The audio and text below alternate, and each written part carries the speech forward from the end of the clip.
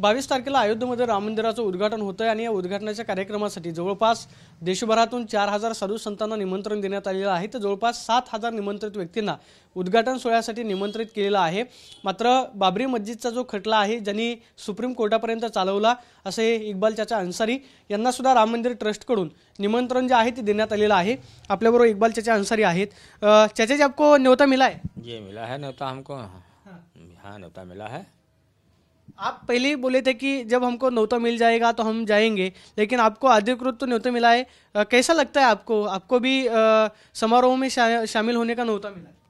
देखिए न्योता हमको भी मिला है, हम भी जाएंगे क्योंकि यहाँ एक गंगा जमुनी तहजीब है। अयोध्या में सब धर्म के, सब जात के देवी देवता यहाँ विराजमान है, सभी का सम्मान है। अयोध्या में एक कार्यक्रम हो रहा है, माननीय प्रधानमंत्री जी आ रहे हैं, देश विदेश के मेहमान आ रहे हैं, तमाम लोग पूजा पाठ में शरीक होंगे। हमको भी न्योता मिला है, हम भी जाएंगे।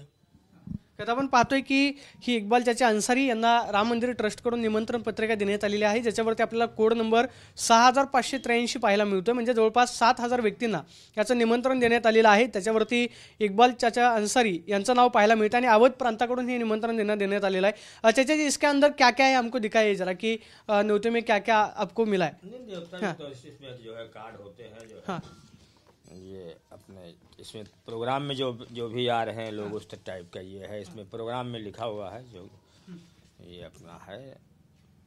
आपण पाहतोय की ही निमंत्रण पत्रिका जी आहे ती इक्बाल चाचा अंसारी यांना देण्यात आलेली आहे। आपण पाहतोय की याच्यावरती रामलल्लाचा महाप्रसाद आणि आगमनासाठी ही देण्यात आलेला आहे। दुसऱ्या बाजूला आपण पाहतोय की त्यांना हा वाहन पास जो आहे तो सुद्धा राम मंदिर ट्रस्टकडून देण्यात आलेला आहे। म्हणजे येणाऱ्या व्यक्तींना पासेची सुद्धा व्यवस्था जी आहे ती मात्र निमंत्रण पत्रिकेमध्येच करण्यात आलेली आहे।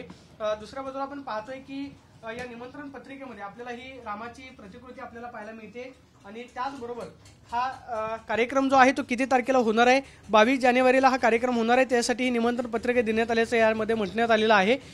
दुसऱ्या बाजूला आपण पाहतोय की याच्यामध्ये सुद्धा निमंत्रितांची नावं जी आहेत ती या ठिकाणी आपल्याला पाहायला मिळतात की ज्याच्यामध्ये कोण कोण सहभागी होणार आहेत। आपण पाहतोय की यामध्ये आपल्याला पंतप्रधान नरेंद्र मोदींचं नाव पाहायला मिळते, मोहनजी भागवत आहेत, इथल्या उत्तर प्रदेशच्या राज्यपाल आनंदीबेन पटेल आहेत आणि उत्तर प्रदेशचे मुख्यमंत्री योगी आदित्यनाथ आणि महंत नृत्यगोपालदासजी की जे श्रीराम जन्मभूमी तीर्थक्षेत्राचे अध्यक्ष आहेत।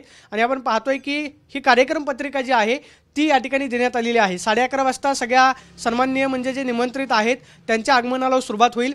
11:30 ते 12:30 पर्यंत प्राण प्रतिष्ठापनेचा कार्यक्रम जो आहे तो पार पडणार। आपण पाहतोय की प्राण प्रतिष्ठा मंगलविधी म्हणजे गर्भगृहामध्ये श्रीरामाची मूर्ती जी आहे ती प्रतिष्ठापित केली जाणार आहे, त्याचा कार्यक्रम पार पडेल। आणि 12:30 वाजता पंतप्रधान नरेंद्र मोदी आणि नृत्यगोपालदास जे आहेत मुख्यमंत्री इथले योगी आदित्यनाथ जे आहेत ते आपल्याला संबोधित करताना पाहायला मिळतील। आणि ही निमंत्रण पत्रिका जी आहे ती आता इक्बाल चाचा अंसारी यांच्याकडे पोहोचलेली आहे।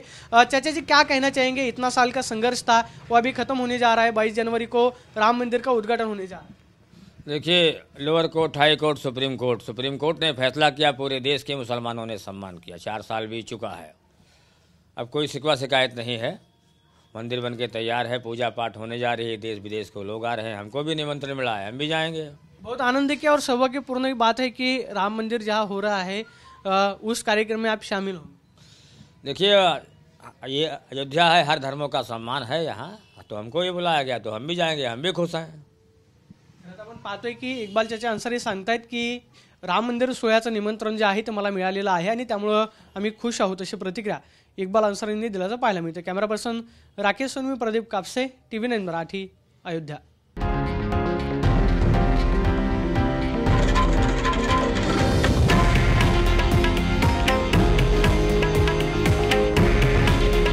हे आहे देशातील नंबर 1 न्यूज नेटवर्क आणि आपण पाहत आहात TV9 मराठी। काळजी तुमची, हित महाराष्ट्राचं।